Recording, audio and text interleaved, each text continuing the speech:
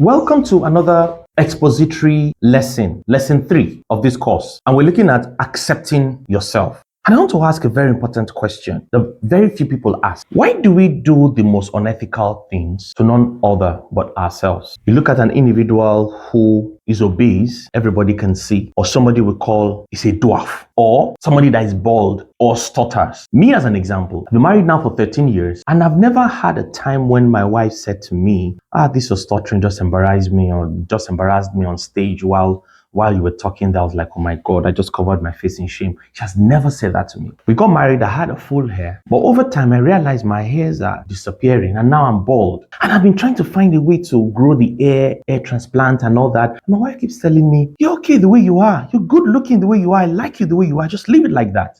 You see how many times we try to change ourselves, but then there are people who still love us unconditionally. Haven't you heard cases of or seen on the news an individual who commits suicide for whatever reason? Maybe she didn't get the promotion. She didn't pass the exam. His girlfriend or partner broke up from him. The person feels, I don't like my body. I'm overweight. I don't like the way I talk. I don't like the way I walk. I don't like all of those things. And then the person ends up committing suicide because they don't like themselves. And you find some group of people, whether they are friends and family, they begin to cry and weep over this person's passing. And you see how other people love this person unconditionally, but the person in question doesn't accept himself. Why would other people accept you, appreciate you, love you, and you refuse to give those emotions to yourself? And that is why in this session, we are trying to calm down a bit to loving yourself regardless. There is no one who is perfect. Somebody feels that they have these particular features and characteristics, but then there's still something about themselves that they are not pleased with, they are not happy with, and they want to make those changes. There's only something that makes you human, and you can't change this beyond you. I'll just give an example. If I have a way, I'll stop my stuttering completely. If I have a way, I will grow my hair.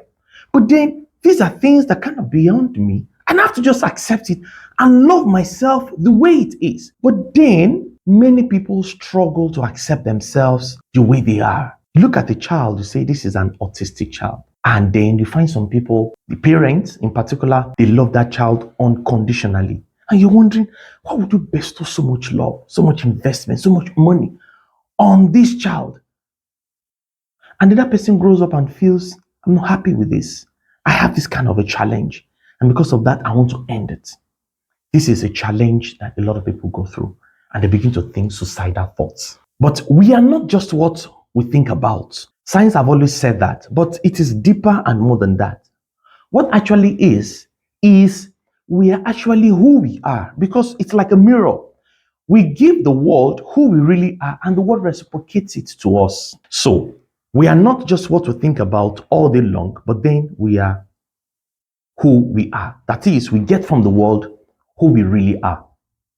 Now, I said that to say, even if you don't love yourself unconditionally, and then you begin to expect people to love you, you might find that love at some point.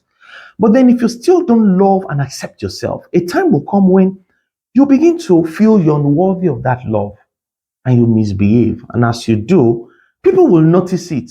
And that love will get withdrawn because you feel unworthy of that unconditional love. As we bring this session to a close, I have an exercise for you. Having gone through the exercise, you have this assignment, which is to ensure that you practice self-love over and over again. And you want to put this into your bucket list of activities every morning. I look forward to catching up with you in the next lesson.